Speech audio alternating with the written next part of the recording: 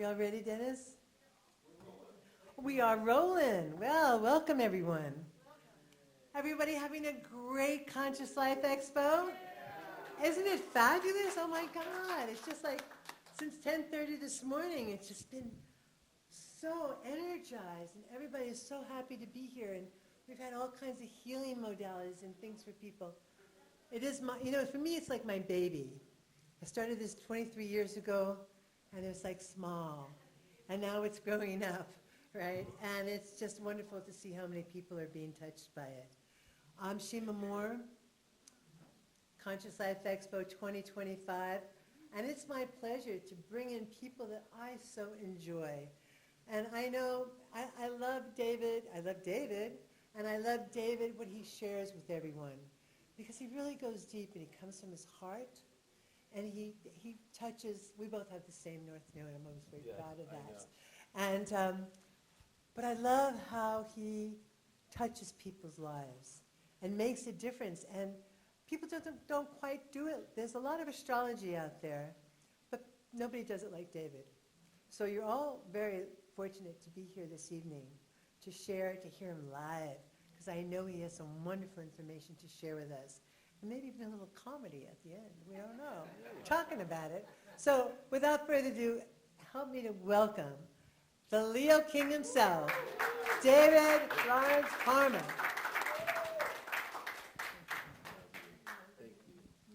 Yeah, and give it up for Shima. We wouldn't all be here if it wasn't for her. Well, thanks for being here. I love being here at Conscious Life Expo, and every year I always try and come up with something very different and unique, and I feel like this one, and I say this every year, this is the one that you're going to want to watch. I actually, for the first time, am not going to be up with an iPad and my MacBook and drawing and doing all that stuff. I actually was like, I'm going to be professional. I'm a dad now, so. But today we're going to be talking about the great secret that Nostradamus has to his work. Now, what it's really going to be showing at the same token is 2025 and 2026. What the hell's really going on? Because I've been fascinated by ancient astrology. That's actually like my bag. Like I just did with my wife, we just did like our own vision boards. And I was like, is it because I'm 40 that I just have like libraries and studies like in my vision board? That's how you know when you've kind of either A, you've gone over the hill, or B, because you love astrology and you want to keep researching. And so I started my Hypergate schools in 2020 during the pandemic. And I wanted to get people to start looking at astrology differently, but also at the same time going back to where astrology really got its roots and continues to blow our minds the more that we do research every day. And so that's what today we're going to be doing, and piggybacking this research I've been doing for 5 years with this, especially just targeted on Nostradamus. My last one with Planet X and so forth, we were going into a lot more John D stuff. This one's going to be pure, well, it's going to be hard to say that I stay on one person, but it really is going to be mainly on Nostradamus. And of course, how does this have a reoccurrence to 2025 and 2026.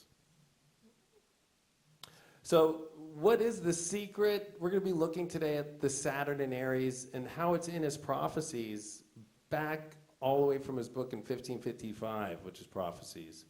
It is more than just one planet, but the rarity of retrogrades that we're going to have to talk about, because even Nostradamus knew, or astrologers of the old days knew, planets, when they retrograde, are their most powerful, especially when they're stationing, especially when they're either turning direct or they're going retrograde.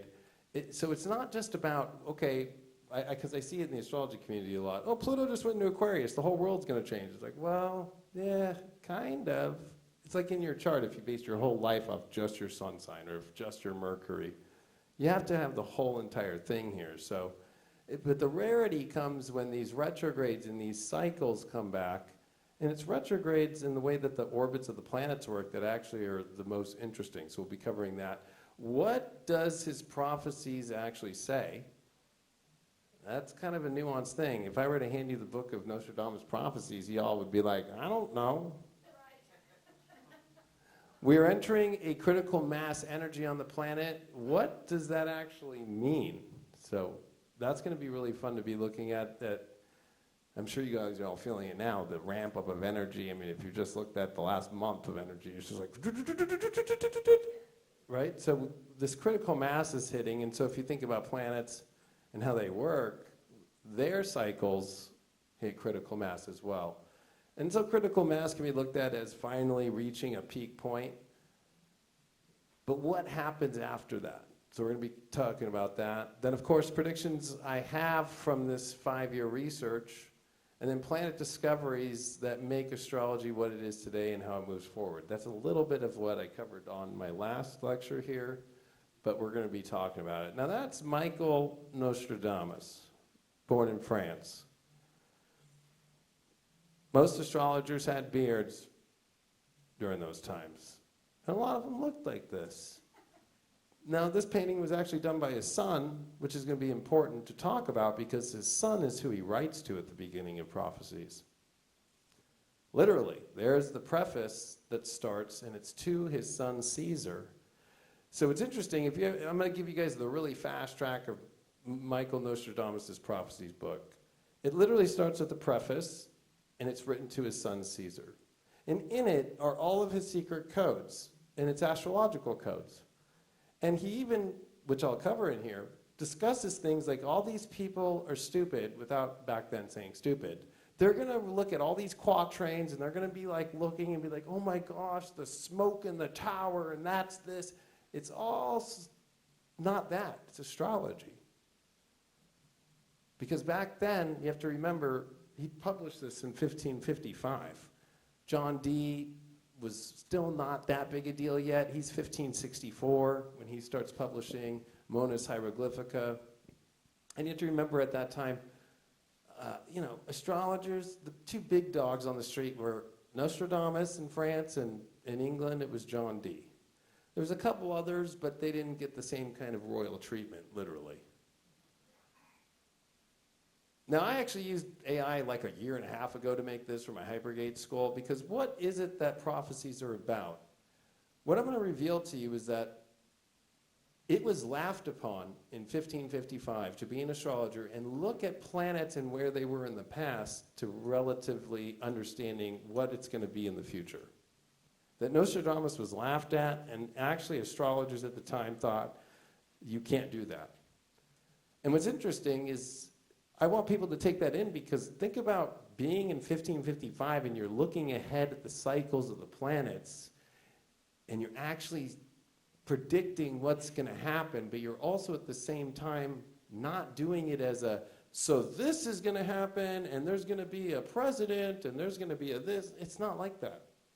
It's more, how do I train those that know how to really decode astrology, how to know when events are going to happen astrologically. That's kind of the weird. So it's not so much about like, well, he wrote and said this, this, this. That's kind of the way that, like, as he would say, or men of that time would say, the men of letters. Basically, in today's layman terms, people who go to college. You know? Try to talk to them about some esoteric stuff. They'll be like, what? I also had used this, like, if it was today's world, what would John Dee look like with Edward Kelly to look into the future? Or even Nostradamus. And it's kind of funny that they show like an AI weird computer. Well, look at where we're at today. Do you think they're not doing that now? So this is something that happened in those times. It was called judicial astrology, casting a horoscope to judge the quality of future times. Believe it or not, you were not a really good astrologer if you did this. But in today's world, we love judicial astrology. I like that it has judge in there, right? I'm going to judge what's going to happen off the, it's like sitting on top of the judge. Hey, yeah, your planets look good. You're good. Your planets look bad. Your future looks bad. That was very frowned upon 500 years ago. It's frowned upon today still, actually. I'm one of those people that fall in the category of being frowned upon, unfortunately. Now, this is where he got the most, and I'm going to be showing that we use different terms today, but this is exactly how we're going to understand what's going to happen in our lives. Because if you've ever had an astrology reading done, a good astrologer is going to be like, well, the North Node just came into Pisces, so what was going on 18 years ago? What was going on in 2006? Right? I mean, that's like a smart thing as an astrologer to do. Because the nodes definitely are going to tell us where those eclipses happen, and those are big marks that happen in our lives. So doing comparative horoscopes was frowned upon, and actually he got made fun of, and a lot of astrologers in the 17th centuries, that would be the 1600s, all just were like, this guy's doing comparative horoscopes. What a joke. Matching future planetary alignments with those of past events. So judicial astrology, I'll go back. Judicial is like the casting of the horoscope to judge the quality of your future and the times that it will look like. So basically, like, to me, that's like basics of like, oh, let's look at the transits and how it affects your natal chart. How are your secondary progressions looking? How, a lot of astrologers always get like, what's in there for me in the next 6 months? Right? That's judicial astrology. I'm coming for you to make a judgment of what's happening for me. And do you judge that it's good or bad? Now, we don't say that anymore, but this is the old ancient terms. Comparative is going back into the history of the planetary alignments that match the current or future times and looking at what happened and seeing and casting a horoscope saying, this is going to be what happens. So another reason why Nostradamus has become so famous isn't because of whether he was right or wrong. It's because of whether it's the scholarly community, whether it's the astrology community, or whether it's people who really are skeptics about anything, or people who are just crazy and believe anything at the same time, right? Are all looking at this comparative understanding without realizing that it is comparative.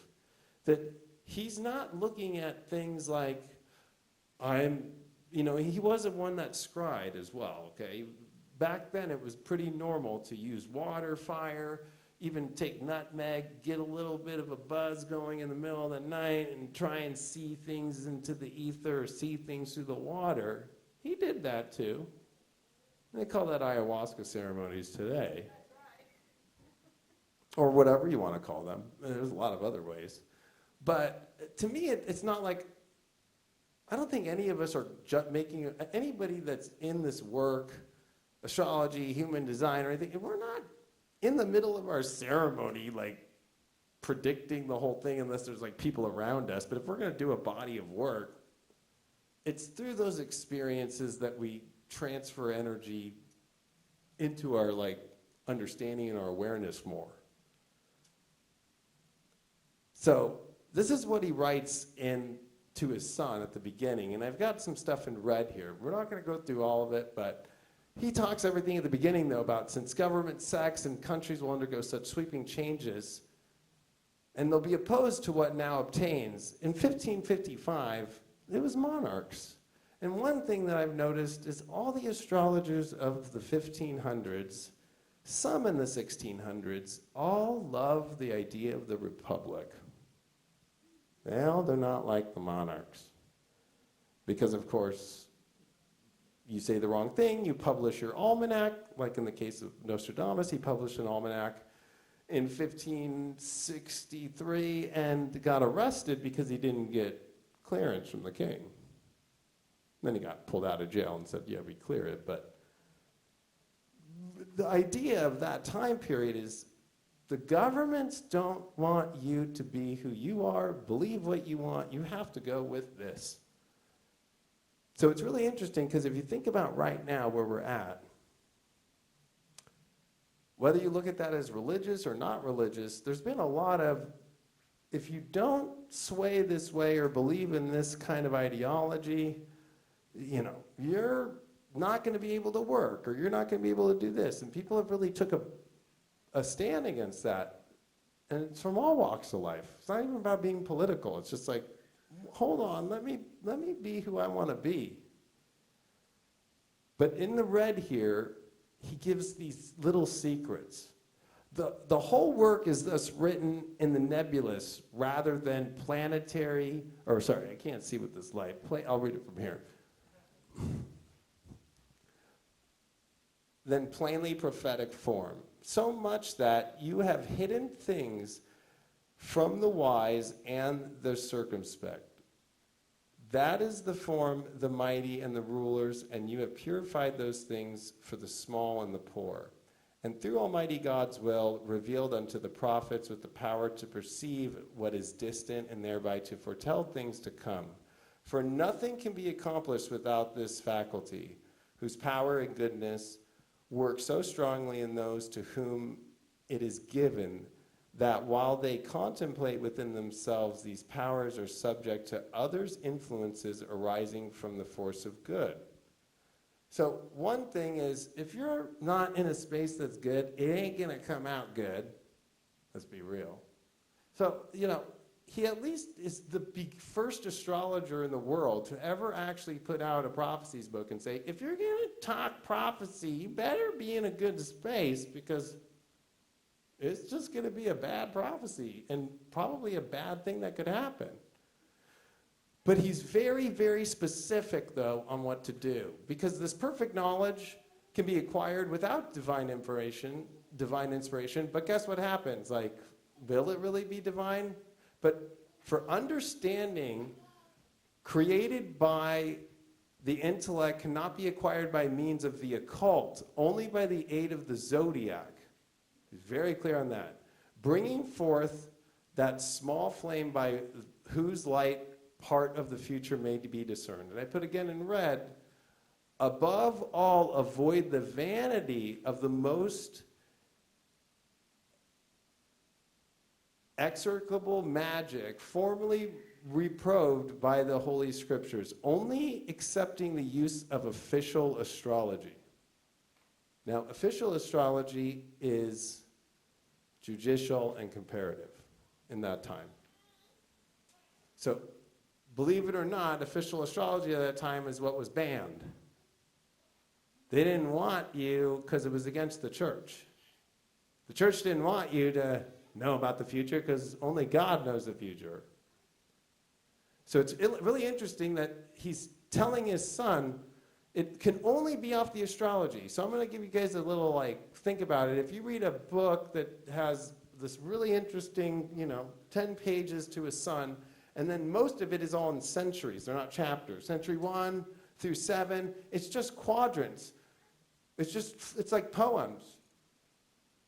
When he's saying it needs to be the official astrology, do you really think that reading a poem is the official astrology? He even goes on at the bottom to talk about it again. Planetary configurations, that everything is about that. And we're not going to be doing a lot of this. This is one of the last slides of this, but this is one of the secrets to reveal about his work. For before war ends the century, and in its final stages, it will hold the century under its sway. Some countries will be in the grip of revolution for several years, and others ruin for a still longer period. And now that we are in a Republican era, he wasn't then, remember that. With Almighty God's aid, and before contemplating its full cycle, the monarchy will return. Then the golden age. Who just said that lately? For according to the celestial signs, the golden age shall return. And after all calculations, with the world near to an all-encompassing revolution, from the time of writing, 177 years, 3 months, 11 days, plague, long famine, and wars, and still more floods from now until the stated time. Before and after these, humanity shall several times be so severely diminished that scarcely anyone shall be found who wishes to take over the fields, which shall become free where they had previously been tied. Signs of events to come must be manifested to whoever prophesies, for prophecy which stems from exterior illumination is part of that light and seeks to ally with it and bring it into the being so that part which seems to possess the faculty of understanding is not subject to the sickness of mind. There's a couple things here. One, if he's telling days, what are you going to do? If you don't know astrology, what would you do? Look on a calendar? That's probably what most people would do, right? Or would you look at the astrology 177 days, 3 months, 11 days later, from the date that he does have to his son, March 1st, 1555? The bottom is an interesting part because it says that this work can't be done without others that are carrying the light to others. That's the way to translate it. And also, when he goes deep into the sickness of the mind, it's the mind that doesn't know how to carry it to other people. It wants to, no, this isn't true, or rip it apart, or use the mind, or not use astrology, which is, unfortunately, if you look up Nostradamus, most people are saying from the academia world, it's just, he was just randomly picking pages in the Bible, or he was just doing this in order to just try and get a prophecy out. But I think it's interesting because when you do that March 1st date, 1555, he goes, up until that date, it'll be famines, it'll be this, and then there'll be this moment where finally that thing kind of quells and there'll be revolutions. Well, if you just go into your head, it's like, okay, 177 years. Okay, so, 100 years is 1655. 77 years, we're getting to the 1700s. Oh, that is when the revolutions start happening in America and France and so forth. So, of course, that preface date is one of the most, but actually most people that have done schools with me know that this, in my opinion, was, at least you all thought it still is, it's the second most important one. Today, I have never revealed to anybody the more important date that's going to reveal more. What's really interesting, does this thing have a, oh, it does, but I don't think it, that sucks. What's interesting is on that March 1st date, let's see, Saturn just ingressed into Aries. You could see with Saturn here, it was fast. That means it had been direct, and it was actually going 7 minutes. That's fast for Saturn, okay? Saturn's slow, but that's fast. So it's not like Saturn's that slow, especially the sun's coming up to conjunct Saturn. Venus was retrograde, that was in Aries and retrograded back into Pisces. You could see that Venus is doing half a degree retrograde. Okay, we know that the sun and Venus are getting ready to do their Cazimi and the star point, right? The other thing to notice about this chart is the nodes. North node in Gemini, 28 degrees. And what's even more interesting is this Saturn Aries, or the biggest one is the rarity of every 2 years when Mars retrogrades, the sun opposes Mars when it's retrograde. Whenever the sun and Mars are together, that's when we don't see Mars, but that's when Mars is on the other side of the sun. But this is us passing Mars, and this is at the same time while Venus is passing the Earth. In this case, that a Venus star point's about to happen, a Cazimi, and at the same time, we're about to pass, we just had passed Mars. So this is very rare to see Venus retrograde oppose Mars retrograde. Very rare. The most in all history that ever happened where this was the closest and the most happening was 1555. So it's like, okay, this motherfucker knew back then, he was smart enough to know, this is the moment I'm putting out the date of where I'm telling my son all the secrets. So if you think about it, you can look back as an astrologer and go, oh yeah, let's see, when was the last time Mars and Venus made their oppositions in retrograde? Oh, like that intense?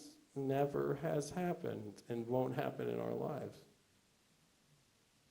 But it's more than that. We'll come back to that chart. The future date was June 12th, 1732. 177 days, 3 days and 11 hours, whatever. There's 11 days and 3 hours, right? Saturn in Aries again. But this time, Jupiter on the opposite side at the 0 point. It's almost like it's balancing out the opposite point of where Saturn falls in Aries. Because one thing about planets, they all have their essential dignities. So when Saturn ever comes into Aries, he doesn't like to be there. There's that negative. He has a fall. Okay? It was also interesting because the nodes are flipped. So North Node in Sag, not North Node in Gemini. It's really weird because here's Venus at 6 degrees Leo. Does anybody know where that whole Mars just went retrograde right here? Okay. 2, last year, Venus retrograded in Leo for the first time since the going back to the 1800s, but the first time was actually right before the Revolutionary War that it started the whole Venus retrograde cycle at the beginning of Leo. It's crazy because when you look at Venus, what's the speed? Oh, it's slow. Okay, so it retrograded up. It's doing a degree. It retrograded in that same cycle too that we just went in. But I want you to pay attention. It's Saturn Aries again. Doing this research, so I have 5 years. So to do 5 years of research, I'm like trying to condense this down to make it palatable. So let's look at Nostradamus' birthday. North Node 28 Pisces. Does anybody know where the North Node is today? It's exactly where it is right now. Okay. The other thing is the date that he chose. The North Node in Gemini squares that exactly, 28 degrees. Okay? So it's a nodal square right there.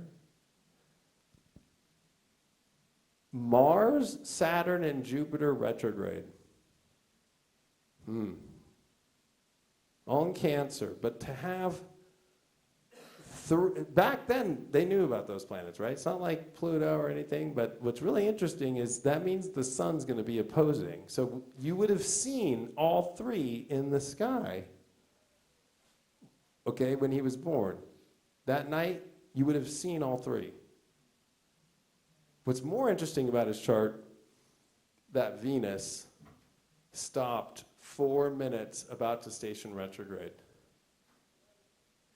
The other thing that's interesting too is it's like, okay, this guy was born with all these retrogrades in this huge stellium. The last time we saw this stellium in our lives was just in 2020. Jupiter, Saturn, Mars came together. The last time these planets came together like this was in 1345, which started the Black Plague of 1347. Now, for many people, I don't know if you know, but what does anybody here, well, Anne, you can't answer, you're a history professor, or anybody at High Vibe. But does anybody know what Nostradamus did before he was an astrologer? He was a doctor. And the plagues were happening, so he became a plague doctor, but not the traditional one. He went out on his own to find and create his own herbal remedies for the plague. So he's born in 1503, a Capricorn, with the craziest stellium. And to be honest with you, if I saw that, and I saw him in person, I'd be like, are you okay? No, but it'd be like, wow, this guy's Mr. Retrograde, right? Because if you just do his progressions, just move his chart a couple of years and boom, his Venus stations retrograde. And I would, I do have my laptops here, but I didn't want to overwhelm. The stuff I have found with his progressions are insane, but I don't have time to do it on this one today. That's going to be for my next thing for people in the world. We're going to come back to that. So everybody's inspired by something. Okay, like I'm inspired by other astrologers that came before me and ones that are alive today and their work. So Nostradamus had to have some inspiration too. Well, there was a bunch of prophecies that were done in 1522. And these ones were kind of crazy, okay? Because they're from people in the church. They're from a person calling themselves Merlin. And what's really interesting is in these dates, I went to one of them. And this one is by another person in the church. So this book actually became banned by the Catholic Church, and there was a bunch of books banned by the Catholic Church until 1966. But my main one that I want to point out here is in this prophecy work, they start talking about, of course, like, oh, and then this person's going to take over, and then this is going to happen. And you have to look out of that and go to the dates. In addition, in the year of our Lord, 1503, great ills shall be prepared for some time in the future. At that time, insurrections and horrible conspiracies shall be plotted that in these years shall not produce all their effects, for some shall only break out later. So it's really interesting because you also see in 1502, the year before he's born, all these woes shall start in the year of our Lord 1502, because in that year mortality and plague shall devastate and afflict the whole world in an astonishing manner. Then the year after, moreover, in around the year 1504 or beyond, the greatest prince and the most august king of all the West shall be put to fight and be led away captive in an astonishing battle. So if we just take these 3 years right here, that's some pretty gnarly shit, right? Okay, the plague. Well, he ended up being a plague doctor first. At that time, this is one of the biggest secrets of his work is his own birthday, 1503. Why does his birth hold a secret we have all lived through and are living in now? Won't let me go to that, so I already thought about this. In 1503, the most amazing, craziest shit I've ever seen in astrology and history in my life. Ann and I are going to have a fucking spectacular time. At that time, the French-Spanish Wars in Italy, the construction of Henry VII's chapel, of course, Henry VII of England.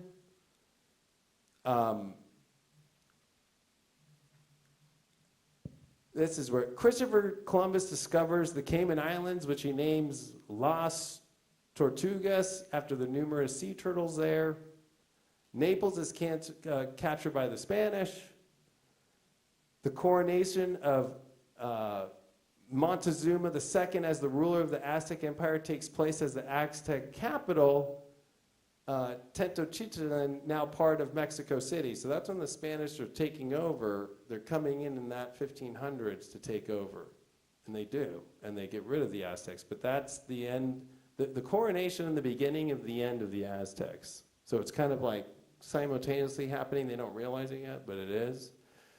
James IV of Scotland and Margaret Tudor are married as per the Treaty of the Perpetual Peace by the Pope Alexander, and he's a big one in all this, the sixth. So that's crazy because remember, there's a huge rift for the hundreds of years prior to that with the Scottish and the English, and a Tudor and some James from Scotland come together, and they're married for a peace deal, which ends up creating, well, we kind of see it today, right? It's the United Kingdom. Representatives of King Henry the Seventh of England and the Queen Isabella of Spain sign a treaty for a 12-year-old Henry, Prince of Wales, to be married to Catherine of Aragon. Now, it's actually Arthur. To be married. Oh, that's right. Henry. This is when his brother dies. Henry VIII's brother dies, and his son Arthur, which was named for the Arthurian legends, who was supposed to come up, dies. And then, of course, we all know he was already married to Catherine of Aragon. Well, guess what happens? Now Henry, at 12 years old, is like, I guess you're my wife. And that's what starts the schism of the Catholic Church. It's all based off that. After his ships are damaged in a storm, Christopher Columbus and his 230 men are forced to the beach in the island of Jamaica for the next 6 months. Now, this is the one, and it's not because it's my birthday. This just happens to be random.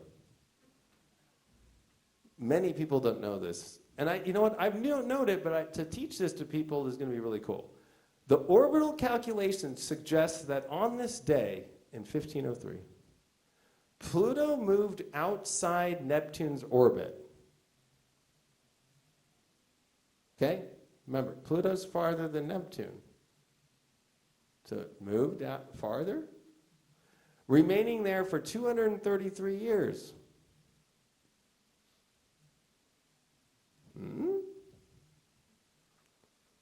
So there's more stuff happening with Scotland, England.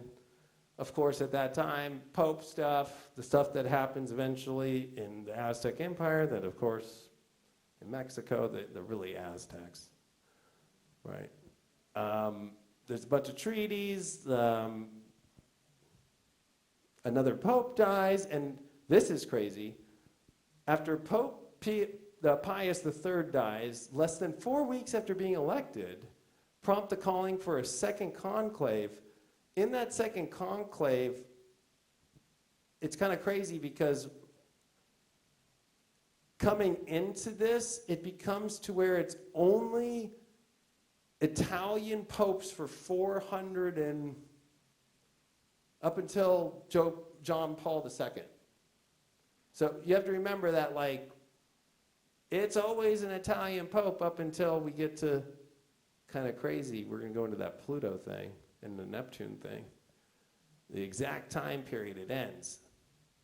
So we're going to talk about this orbital calculation. So the same year that Nostradamus is born has one of the most craziest astrological events that's happening. Now, you might ask me, like, well, there was no Pluto-Neptune in 1503. And how did he know about that in 1555? The thing about Pluto is its orbit is way above and way below and from all the other planets in their planetary orbits, especially declination-wise. And so what happens is every 248 years that Pluto comes around the sun, when it's up in the north, like we had with Pluto in Cancer during World War II, right? That's like north. And when it comes into Capricorn, it leaves and goes south. So I've got some here. So Pluto is the fiery one, okay? That's Pluto's orbit. So that's 1930. That's 2018. Now we're down in the bottom in Hades up until another 150 years. But what's crazy is when every 3 cycles of Neptune is 2 cycles for Pluto, right? What's crazy is that every 233 years, there becomes this point to where that understands that cycle. What's weirder is that in the cycles of those 2 and 3, a 495-year cycle, Pluto will be closer to the sun than Neptune. And they say it's not a planet when it's closer to the sun than Neptune. I want you to think in your head 495 is a year. So if I'm talking about, we're in 2025 right now. If I minus 500 years, that's 1525. So if I minus another 5, that's 2020. Right? So if I were to like go, oh, let's go to 2020 and do it. So if you think about where we're at astrologically with Neptune and Pisces, Pluto that's leaving Capricorn and Aquarius, it was the same period we just lived in that brought up the beginning of this 495-year cycle. And what's wild about it is, like, many people don't know that here's the dates right here, right? So here's where Pluto starts to cross, and that's what's crazy is right here is that cross section, which was coming into this millennium, and literally also us going down below. So this is Neptune's orbit, right? So if you follow it, now if you go back, the last time that Pluto and Neptune conjuncted was in the late 1800s. We still have not seen that cycle finish yet. But it's kind of interesting to me because looking at his work, God, that year was crazy. And understanding this Pluto cycle is the most important because 2018 was when Pluto came below the ecliptic from a helio perspective and the equator that if you were looking at it from the solar system. And also, Pluto is going to, in these next couple of years, go out of bounds down there and won't do it again for centuries to come, which is coming up here in 2025 and 2026.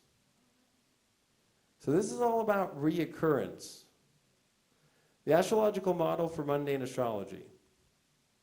So Saturn's going to come into Aries like I showed you earlier, right? Nostradamus has a little secret there, right? Okay, it's Saturn and it just came into Aries and I'm putting this out, but it also happens to be a Venus retrograde in Pisces with a Mars retrograde in Virgo with the North Node in Gemini, 28 degrees. But what's really crazy is when you see Saturn coming into Aries here, we have Neptune right here. Now Saturn, if you don't know, is 29 and a half years around the sun. So when it comes to a 0 point, which is the beginning of astrology of Aries, it's a big deal. Any planet. You got to think of it like a knot you have in your back. And so somebody coming to rub it and massage it is like, oh, it feels so good. Well, this knot isn't a typical knot. The 0 Aries point is a knot that has an exploding fire flame that defines the whole entire universe and creation and definition of what it is.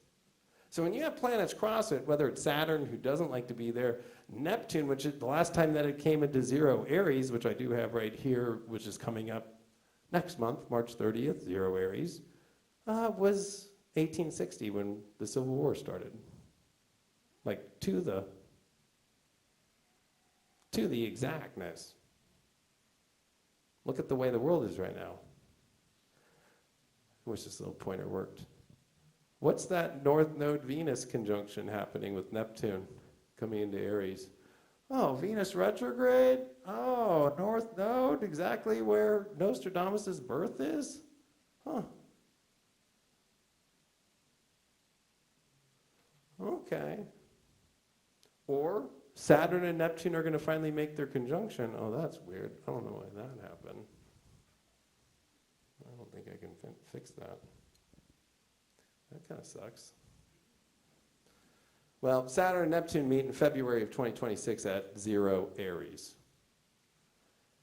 So what's interesting to me is that we have to remember Aries is the start point. Think of it like a fresh breath of air. But at the same time, it's very much one of the hottest, intense moments. It's what brings the spring, right? The spring, when we come to March 20th, March 21st, depending on where you're on the world, that's 0 Aries, right?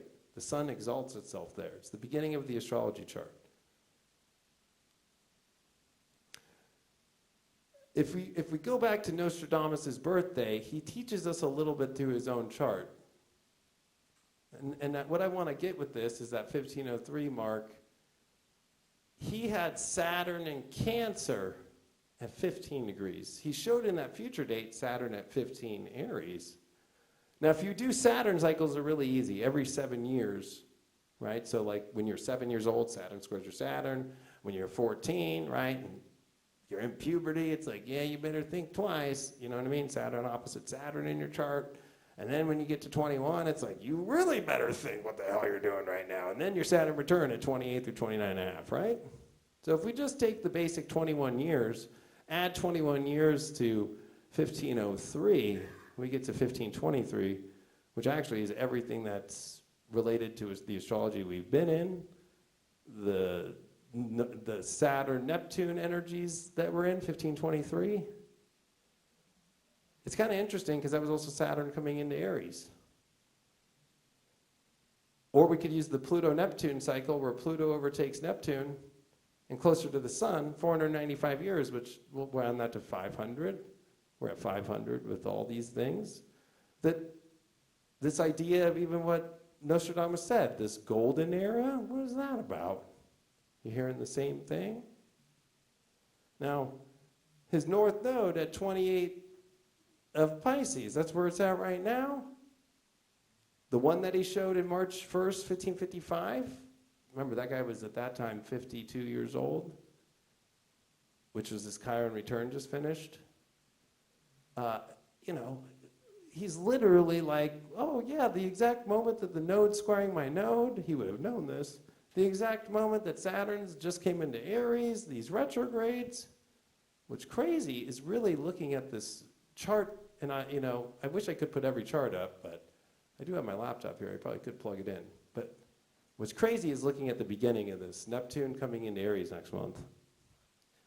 Mercury retrograde, Venus retrograde on the north node, and what's interesting is Mars just stationing direct. So we're going to see at the end of this month, Mars stop, and it's going to finally station direct, and 5 days later, Venus retrogrades. This is a weird year because when not only you're in a Mars and Venus retrograde year, which is another way that he predicts things, because even in his future date, Mars was retrograde. It's all about retrogrades with Nostradamus. And it's also about the Venus star point. So I didn't want to bombard people with so many charts, but also the last time that the Sun and Venus met at the star point at the beginning of Aries and the end of Pisces was the Revolutionary War, at the same time that Pluto was coming into Aquarius. So there's a revolution happening, but this is this critical mass I talked about at the beginning. If you see, there's Saturn. We've already seen Jupiter, and what's crazy is Jupiter and Saturn are in a square. We saw them conjunct at 0 Aquarius, and then Pluto just came at 0 Aquarius. And now we got Pluto here, and we see the outer planets about to change to 2025. Uranus coming into Gemini.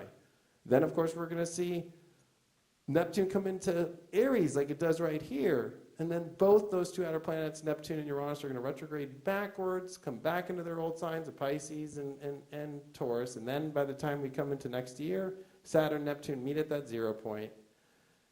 And this is where it gets to where my work has gone. Now, I know this is really messy, but I'm kind of old school. I like to write by hand. So what I did was from 1555 all the way into the future and backwards go, let me look at every time Saturn comes into Aries. And then let me count them as centuries like he does in my head. So 1555 is the start, and then 1584, 1613. Well, in my class, we were like, okay, let's look at that third one, because if you know quaternary math, which was used during the time of Pythagoras, there's something about looking at 1, 3, 5, 7, and the in-between numbers, okay? They call them trans numbers. And quaternary math is very interesting. You have to look at it from a quaternary thing. You're hearing about quantum computing. Well, there's the same thing with numbers. 1613 was when Galileo literally, what up, bro? 1613 is the year that Galileo discovered Neptune. That just came out in the last 4 years, 5 years. He wrote in his journal when he was looking at Jupiter, it was conjunct Neptune. And he saw stars. He's also the one who saw the moons of Jupiter. And by the way, he's the one who created his own telescope in 1613. And then, you know, the church didn't like him either. He was on the banned book list for a long time. And he didn't really fare too well. So I was like, that's kind of crazy. What if I just keep doing it? And so every time I went into these quaternary cycles, I realized, okay, if Nostradamus' prophecy book goes from 1 to 7, and then there's an epistle to Henry, and there's some interesting things in there too. The interesting things are he shows retrograde. So he basically uses the exact dates of retrograde. So for example, 40 days is like a Venus retrograde, right? Mercury retrograde's 3 weeks, 21 to 22 days. So he teaches people the retrogrades in that one. So I went, okay, so if he's using that as like a thing, what's up with these upper 3 numbers, 8, 9, and 10? Which if it was through the work of John Dee that I realized, oh, all these old guys in the old days looked at 7 as the spiritual number, but then this ascension to the next 3 numbers lead to the Roman numeral 10. And what's really interesting is the Roman numeral 10 is critical mass point. And I was saying this before X came out or whatever, because whether you use 2 L's, right, that can become a cross, but that's 5, which is the V, which is actually 5 in Roman, right? So Freemasons, right? 5 and 5 is 10. Everything's about this X and 10. So I went, there's something that's got to trigger it on every 7. So I went to the 7th, and it was exactly the date that he gave his son, 1732. I went, oh. And I went, well, what happens if he goes to the 3 that comes after that, the 10th one? And that one comes to the very beginning of the 1800s when the War of 1812 broke out. I was like, that's not that big a deal. So I kind of had to go back and go, okay, let me count 7 and then do 1. So what I found was every 7 cycles of Saturn is when his moment, he was able to look at it faster. So most people look at astrology like, oh, let's look at the chart. Saturn, oh, it's in Aries now, and they're so in this moment, like, and the last time was 30 years ago, and that's it. He's a reoccurrence astrologer, or in the old days, let's go back. There's something about the pattern, because I went backwards from 1555 and went 7 back. And it was everything from Charlemagne coming in and the Catholic Church popping up to the Holy Wars to the end of it. And of course, the biggest plague that ever happened on the planet, which then another one was when he was born. So I went, okay, let's see if I count that way.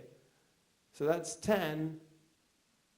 And it's crazy, when I got to the one that we really started to notice some really interesting stuff, because it was like, after 10, what if I just do it as 1 again?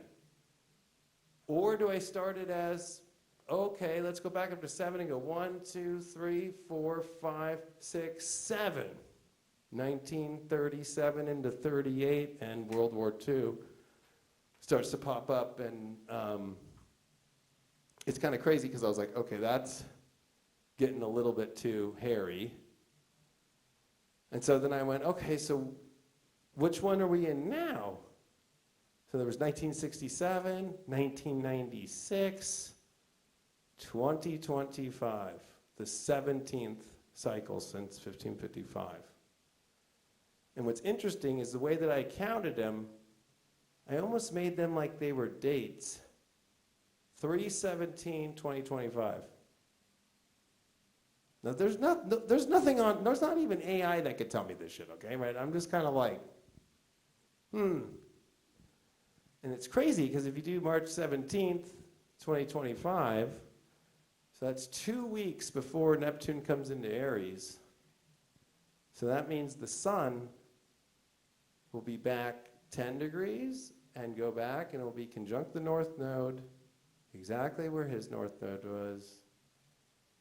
And Venus is going to be retrograding right there in Mercury and ready for the big star point that starts just the way that his own chart was, Venus retrograding. This Venus, North Node, Neptune conjunction. This has never happened. The last time that this happened, I just did a deep astrology on it the other week. You'd have to go back so far that we couldn't even really understand it. For a North Node, Saturn, Neptune conjunction, even with these kind of retrogrades over it. It's never happened. So what it is his secret is, when is critical mass going to hit? And Saturn in Aries is the defining point. What makes this one so interesting is Neptune's there. Now that's where my research gets really weird, because it's like, okay, 2025, so I counted it as 17. And I know some people love Q, but they're probably going to be like, oh my God, they're going to get wet over 17. Q. Well, what's weird is the 17 Q, sure, in the English language, there is no Q in Latin. There's pi, or psi, Psi, which is Neptune. What's weird is the 17th cycle is the one where Neptune and Saturn meet. The last time that Saturn and Neptune met at 0 Aries, you have to go all the way back to the beginning of the Babylonian Empire over 4,000 years ago. So if we really kind of take a second, I mean, his secrets are not so much this big secret, it's the secret of how to use astrology and know when are the moments when it's going to actually shift the energy. So the number one thing I've always got for the last 10 years doing astrology, and I've done it longer, but over the last 10 years, so that would be since 2015, since the Pluto-Uranus square ended. When's this going to end? When's the energy going to change? Well, it's not so much about when is the energy going to change and go back to the energy it was, because that's going to take thousands of years. But this is the indicator that whatever we feel has been this ramp up that it's like, geez, when is it going to finally do whatever it's going to do? We are entering into the 2025 phase. The next one's in 2055. And by that time, if you think about the way that the planets work, Chiron, of course it's an asteroid, but its orbit, we're about to finish here and see a full Chiron in its orbit, because it was found in 1977. It was found in Taurus after Jupiter and Saturn were in there in the 60s, right? They were looking over there and they went, oh, okay. Well, Chiron goes farther than Uranus in its orbit for just one little moment, and that's going to happen at the beginning of the 2040s in Leo. And that's where humanity can actually see beyond what's actually fully happening, and there's a lot that's built into all that. But it's more interesting to me because if you count 17 and you actually start to look, there's in-between periods that are crazy. So the one that was 1732, well, it was 1761. That's when Pluto went into Capricorn, and that was the beginning of, some people would go, well, that's not the beginning of the revolution. It actually kind of is. It's the beginning of when everybody starts kind of being like, what the hell's going on over here in these colonies? And all the people that are affected by it are the ones that change the world. All in that time period. Their lives in 1761s are the ones that change the whole world. So there's something about like the carryover. Well, you could say that about 1967, right? After 1937, you know, it's like Great Depression, World Wars, to where's your LSD and where's the spiritual book? And I don't want to go into the war, so I'm going to go draft dodge, right? It's the opposite. So where we're at now, leaving 1996 to now, but adding that 17 times, if you do 7 times 7, it's 14. Add a 3, that's, oh, okay. Or you could look at it 10 and then the 7, and we get to the Henry epistle.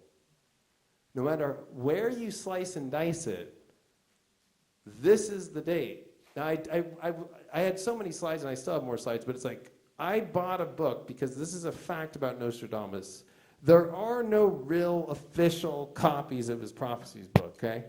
There's a lot of them. A lot of authors that, like, say this is his work. Well, there was also this kind of like, a lot of people would hide who they really were and create different names so they wouldn't get persecuted. So I spent the stupid thousands of bucks and bought a prophecies book with Nostradamus' name in it from the 1600s. And this guy had figured out the same thing, the Saturn and Aries thing back in the 1600s. The year that the book ends is 2024. Just ends there. There's nothing after that. And I remember being like, okay, we're onto something here. We are really moving into a time that is very easily able to predict, but at the same time, it is not as easy with Saturn conjunct Neptune We can't relate to it in any history we know. Unless I get the most ancient Babylonian ancient astrologer who happens to know what it was like for people at the very beginnings of it in the Byzantine Empire times and really kind of get a gauge for it all, you're not going to really kind of get it fully. I mean, that's actually where if you go into like different Mayan prophecies, they look back at that time being this time of the idea of the seeding of consciousness kind of coming into the world and then it leaving in 2012. Or splitting into like many atoms because we've been in a Baktun and a Katun time of craziness, right? Of like nuclear weapons and all these things and humanity bioengineering itself and everything, that's where something's not, the seed is now turning into something different.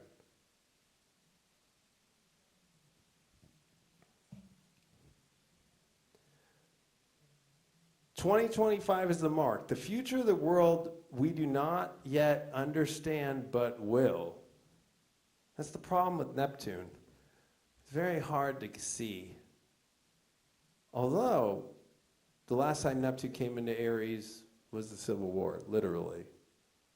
The states in the South seceded from the Union because Abraham Lincoln became the president, not because of what he did, because he was becoming the president. And made the assumption that he was going to get rid of slavery. There was no amendment, there was no law yet that they couldn't have slaves. They were that afraid.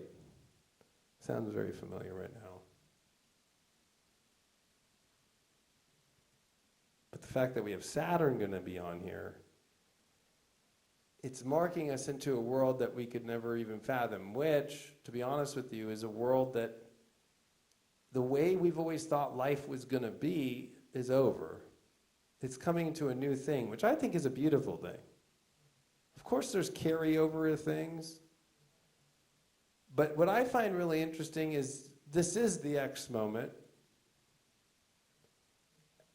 And there's going to be a planet. I've said this for a long time, and I said starting March 17th for the 60 to 90 days, we are going to make one of the craziest discoveries of a planet that will blow everybody's minds.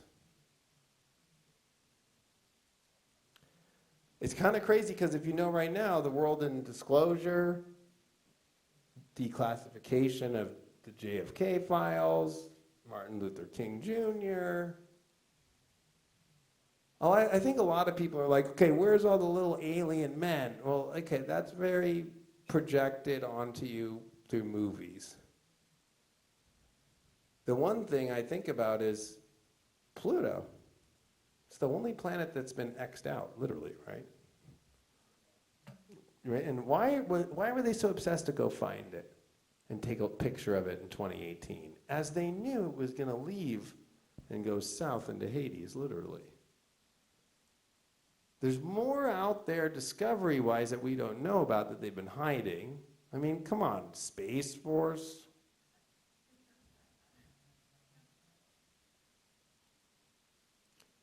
When you see the retrogrades like we saw during Nostradamus's predictions, it's all about how you use reoccurrence. How do you actually do this kind of astrology? Is like, okay, this happened in the past, this stuff's going to happen in the future.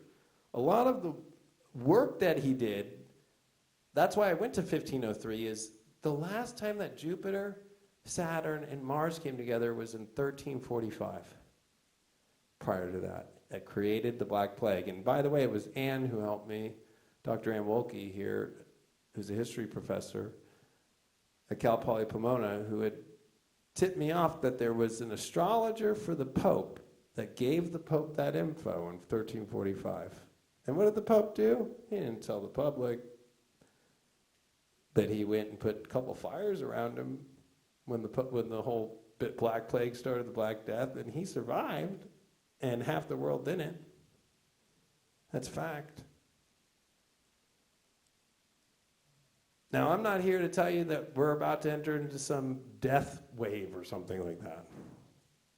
The only death that's coming is the idea of what the world is that we thought it was. A lot of it's been the biggest conspiracy of all time. And I'm not just saying that because I like conspiracies. It's kind of interesting to look back and go back to the 1400s when this was written, and to actually read that in the year 1503, great ills shall be prepared for some time in the future. That sounds fucking weird, like Wuhan lab shit. Great ills that shall be prepared for some time in the future. But the craziest one, at that time, insurrections and horrible conspiracies shall be plotted, that in these years shall not produce all their effects, for some shall only break out later. Because when you get Jupiter, you get Mars, and you get Saturn together, that's the two biggest planets with Mars. It's the two malefics with Jupiter. We saw that in 2020. In Capricorn, in the direct opposition of where Nostradamus was born. And the last time that Mars, believe it or not, to have those three planets together is very rare. So it's about rarity. But what's crazy to me is it's like everything that was seeded in 2020, if you notice, it just keeps being this great conspiracy that just keeps being shown later. And the greatest ill is the conspiracy. Right? So the greatest conspiracy of that time, you couldn't see it. It would have been like, oh, King Arthur died. I guess Henry, take over. You can have his wife. She's a widow now, you little 12-year-old. That was the biggest, greatest ill that ever happened that the Catholic Church could have ever even never saw at that time, because he leaves the Catholic Church in 1531 and says, bye, I'm out. Because I want to get an annulment. I found a hot French girl. I don't want this Spanish girl that my brother was married to, but I love her enough.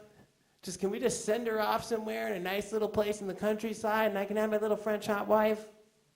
No? Okay, bye. No more Catholic Church. And that's the end. And that's when every other country starts going, we don't have to fucking follow what these guys say. That's just one little example. Or just Nostradamus' self's birth.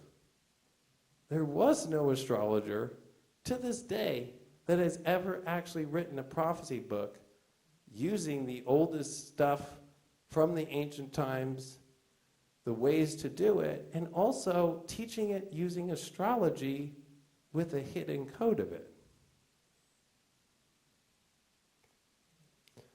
If you think about the great ills of that time, oh, Montezuma the second, you're going to be the Aztec king now. How wonderful. And the Spanish are right around the corner. Bye. This is going to be, we're going to turn you all into Spanish people, and you're going to speak Spanish, and you're going to love Jesus, and we're going to call this Mexico one day. All on that same year. I could go on for longer, but oh, what happened with Scotland? Oh, okay, like James eventually comes into line through all of those successors in the Tudor family and the battles that happen, and eventually becomes, we do see a James that comes into power and bridges together, becomes the King of Scotland and the King of England, and bridges it and makes the King James Bible. Right after all that stuff, just about 100 years later, after Elizabeth I dies. We have to remember that when things happen, they just don't happen immediately. That's a Mercury retrograde thing. For anybody that trips on Mercury retrograde, it's happening right now. You freak out. It'll be over in like 10 minutes. If you notice with Mercury, it's never like you're freaking out about it all week or all day. It's that moment. Oh my God, the files are gone. Oh my God, I forgot the thing. And then you get through it, and then it's over. Because that's the fastest planet. It's the smallest planet. And it's just, I always tell people it's a grain of sand. Like, don't let Mercury, and that's our minds. But when you get the three big dogs, because Mars is the first planet that's outside of us, you get Jupiter and you get Saturn, and you get them all together, that is very rare, because it's also said in a lot of these older times of 2022, that Jupiter-Saturn happened to be what they used kind of in those old days. Well, Jupiter-Saturn is always a predictor. It's the two biggest planets coming together. We just saw it in 2020 as well. So when you get Mars that happens to be within less than 30 degrees of it, and they get that close, guess what happens? A plague. That's a guarantee. That's why I was so, screaming plague in 2017, 2018, 2019, and then got to be here on the panel in February and to be like, there's a plague! You guys are going to get conned! It's a conspiracy! Because don't forget that the conspiracy of the plagues back then was, be a plague doctor. You look like a crazy-ass bird here and put on this plague outfit and walk around and sing Ring Around the Rosie and go inside your house and actually bring all the fleas that are infested with it into the person's house and kill everybody. So the plague doctors are the ones that killed everybody. They didn't help anybody. Kind of reminds me of today. Oh, this is what's going to save your life. Oh. That's why I was so against everything that they told you to do, because I was using history. I was like, well, every time they said that the plague was going to be handled by doing this, it was the opposite. It was get away from the plague doctor. Literally, right? Like Dr. Schnabel. And I mean, the kids were so scared that they sang Ring Around the Rosie, like in every horror movie used to do, right? Ring around the Rosie. Because he used to carry a little thing that like flew air, it looks like a little like Tweedledee and Tweedledum, like little like floating little like, like those little floater little like star things, like oh. But that's what's interesting to me is I've been doing this, I've been going, man, there's so much that happened in 1503 that changed the world. Well, what's crazy is the moment we're about to live is the same as 1503. It's the same as we're going to be able to see it and not see it at the same time. So what seems insignificant, right? Like little Henry get to marry Catherine now. Oh, yeah, it'll be beautiful. Uh-oh. Or, the conspiracy stuff. But I think that where we're at is where Nostradamus never picks a date. It's because he writes, it's only the astrologer that does the prophecy that can prophesize the prophecy using astrology in the future. Meaning, only an astrologer that's using astrology can actually make the prediction in the time of the astrology, and it has to go backwards just as much as it goes forwards. And the fact that this Saturn is going to be coming into Aries at the 0 point, so think about that knot again in your back, but let's say this knot has like a supercharged, firecracker underneath it, and like the person who's your masseuse is like, I got a lighter, hey, right? That's 0 Aries. So the fact that we're going to see Saturn cross it, Venus retrograde over it, Neptune cross it, Mercury retrograde cross it. So many times, there's so many things that are literally crossing back and forth over 0 Aries point, 2025 and 2026. There's nothing left but starting over, starting a completely new cycle, starting over a whole new world. Now, this whole idea of a golden era, that was actually used during the time of Marcus Aurelius and the Roman times, and it was used in other periods as well. It's actually connected with Saturn. Do I believe that we're in that? I will not say yes or no. I will say, if you want to believe it, believe it. I believe we are moving into a world where Aries is about your independent self. So when you see what's happening right now with all the governments, and when you see them letting people go and downsizing it, it's because you're not going to be able to be reliant on other people and systems in the world. The same way that we lived for thousands and thousands of years. Just we're more evolved now. So it's almost kind of like an oxymoron. We're all having to be like our toddler self and learning how to potty train ourselves without a parent to do it. We're all having to learn to get out of the crib. Even though we're like 25, 40-year-old, 50-year-old, 60-year-old people. That the world has been a crib. Oh my God, the post office? Oh my God, the Department of Education? I thought it was crazy today because they were protesting at Department of Education. They're like, this is about the kids and their lives. And I'm like, what's happening at the schools right now? Is there a problem? No. Nothing's happening. Because the politicians can't get in, the kids are losing they're going to have a horrible experience. Nothing was happening to the kids. But in Washington, there was a bunch of upset people. Oh my God, I can't get in there. You're going to have to get ready for a world where Aries is about 100%, and so it's not only just about your independent self, it's about the start of something new. And when you have Neptune there, Aleister Crowley, of all astrologers, I know some people will be like, oh, you like a devil worshiper? I like the astrologer version of him, not the devil worshiping part. Always said it best. The hard part about Neptune leaving Pisces and coming into Aries, since he was an astrologer during the end of the 1800s into the beginning of the 1900s, and he was the first astrologer to write about Neptune and where it does and where it goes. But it's in Mars's house, right? So, of course, without saying it, this is the secret code of an astrologer. Without saying it, he's thinking about the Civil War, right? Of course, he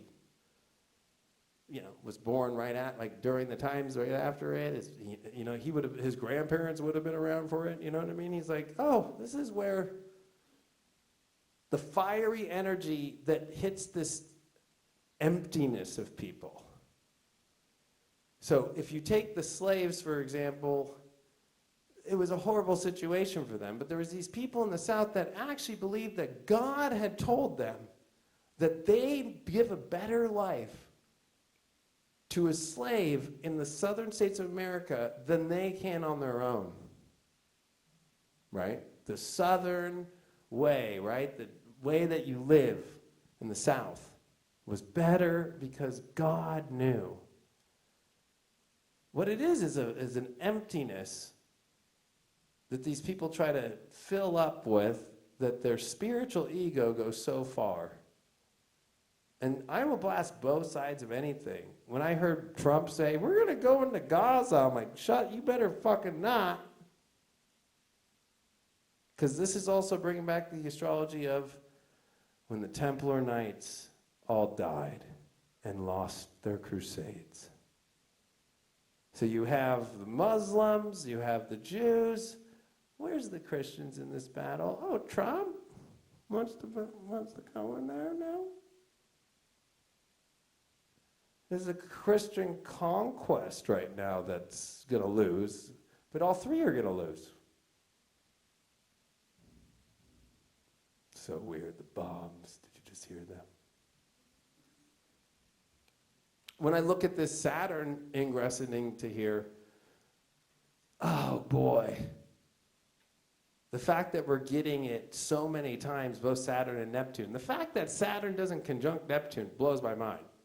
The faster planet doesn't catch up to the slowest of the planets besides Pluto, but technically Pluto's faster than Neptune. People don't know that speed-wise. And then retrograde over that hump. So from now, starting in March 17th, for that 60 to 90 days, you are going to see the first level of a world you never even dreamed was even possible.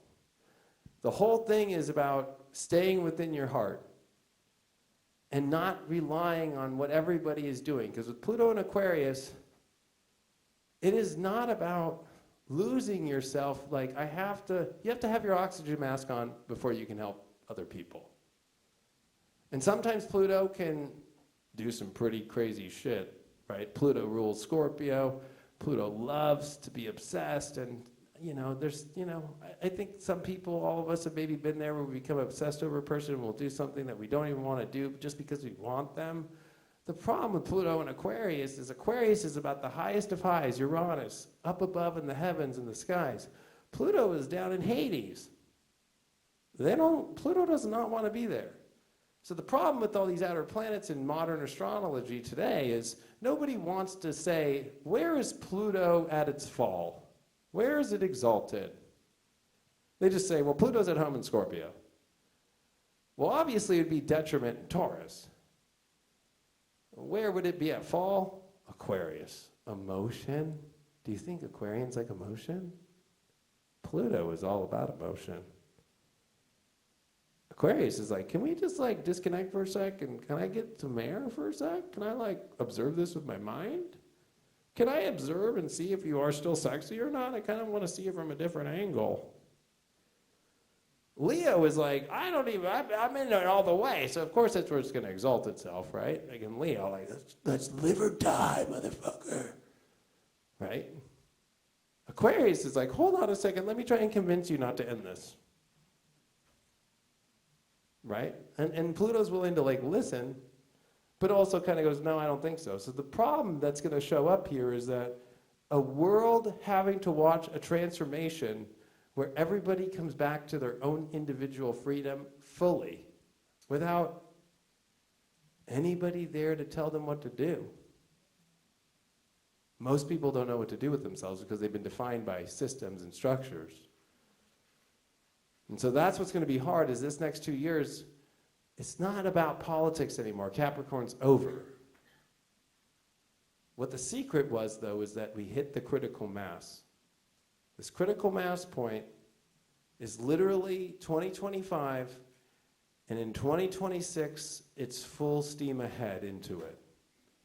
But the things that will be revealed are things that might seem insignificant and then also at the same time be massive. But it's going to be about how you read in between everything. And the way that you read in between, as I'm going to come to this end,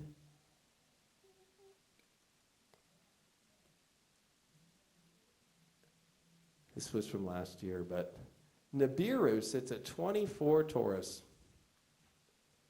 Well, Uranus is at 23 now. It's about gestation direct and crossing over 24 in March. Which means, looks like we are about to come into some sort of crazy planetary discovery. Where are we really from? The question, too, is, for so long, the astrologers of the past wanted to revive the Roman Republic, and also, at the same time, they were obsessed with the Egyptian times. Well, that's exactly the golden era, right? Cleopatra marries into the Roman way, and that's the last pharaoh.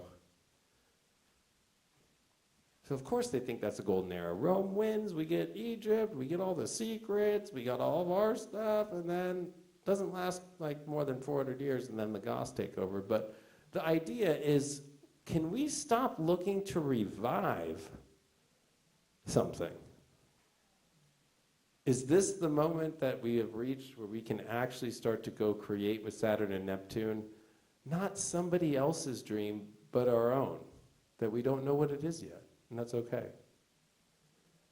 And I think that's really what his secret is that we finally have reached enough cycles, we finally reached enough times, we finally reached the millennium, planetary-wise, orbit-wise, cycle-wise, and the rarity of things to finally get to a place that really is going to be a quantum leap for humanity, which also means we won't be the next new higher species, but our children will.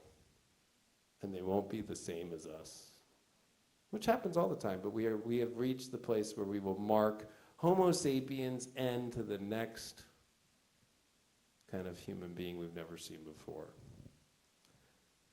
And don't be scared, because at least there'll be a planet that will find that we can say, oh, that describes it, the same way that Pluto describes passion, sex, death, being lost in a world where you have no idea what's happening, and the craziness and the conspiracies and the weird shit that's popping up out of nowhere. That will be the planet that we will find to describe all this.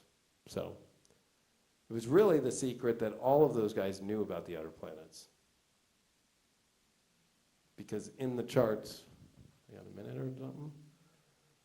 In all the charts, they were direct aspects to Pluto, Neptune, Saturn opposite Pluto exactly, Mercury and Pluto conjunct, and this is where Pluto back then and Neptune, where Pluto was going closer to the sun than Neptune. So that's where I'm going to leave it with, and remember that there's a lot more to astrology than your sun sign, but I actually believe in sun signs more than your rising. That's where the evolution is. It's more than yourself. It's everything. So thank you.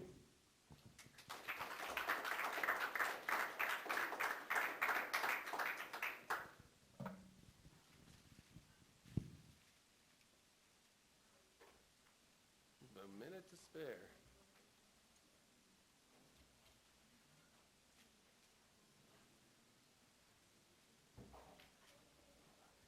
Thanks.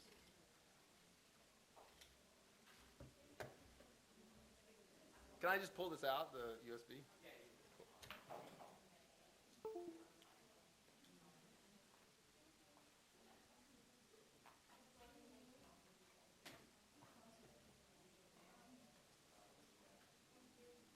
Thank you.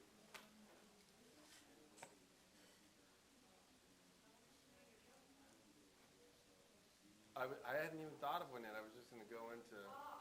It was actually going to be about Pisces.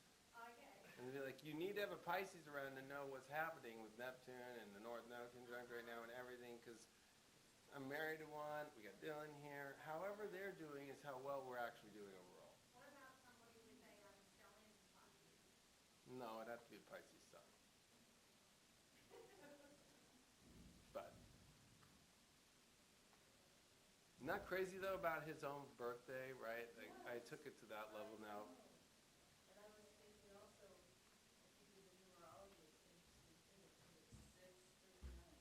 Correct. And then, I mean, I couldn't do it, but it's crazy. If you do the progressions when all those planet station direct are all in the moments of his historical thing and when he writes the preface.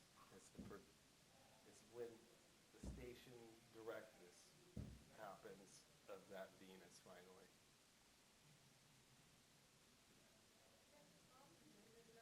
Yeah.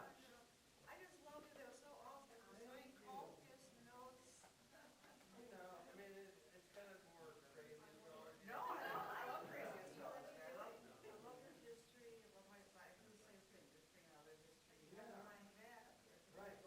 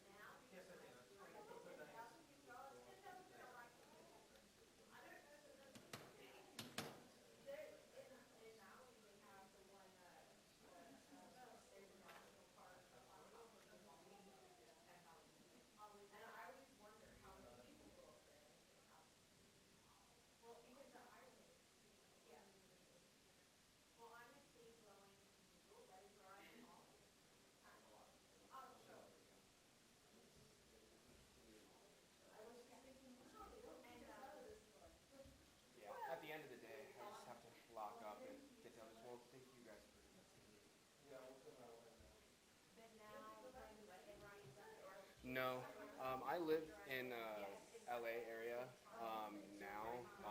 Just a lot of my friends are up in Redding. I lived in Visalia for a little bit, so 3 hours north of LA, 3, 4. But yeah, I don't know if I'd ever go back to Redding.